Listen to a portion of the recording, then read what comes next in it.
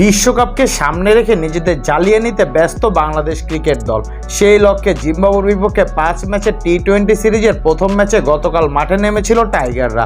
চট্টগ্রামের জহুর আহমেদ চৌধুরী স্টেডিয়ামে অবশ্য প্রথম ম্যাচে বাংলাদেশকে সেভাবে পরীক্ষায় ফেলতে পারেনি জিম্বাবুয়ে।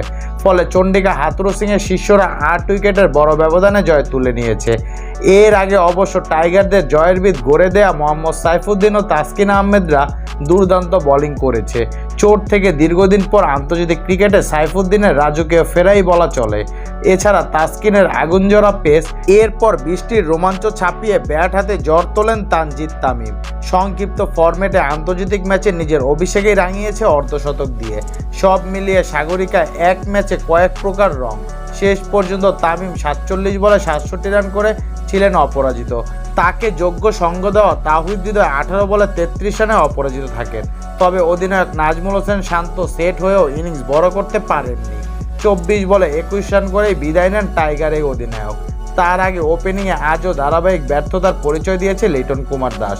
3 বলে তিনি মাত্র 1 রান করে ফেরেন। ম্যাচ জয়ের পর অফিসিয়াল ব্রডকাস্টকে দেয়া মন্তব্যে সতীর্থদের প্রশংসা করেছে বাংলাদেশের অধিনায়ক শান্ত। এই সময় তিনি বলেন, সবাই আজ ভালো খেলেছে, বোলাররা সবাই দুর্দান্ত ছিল।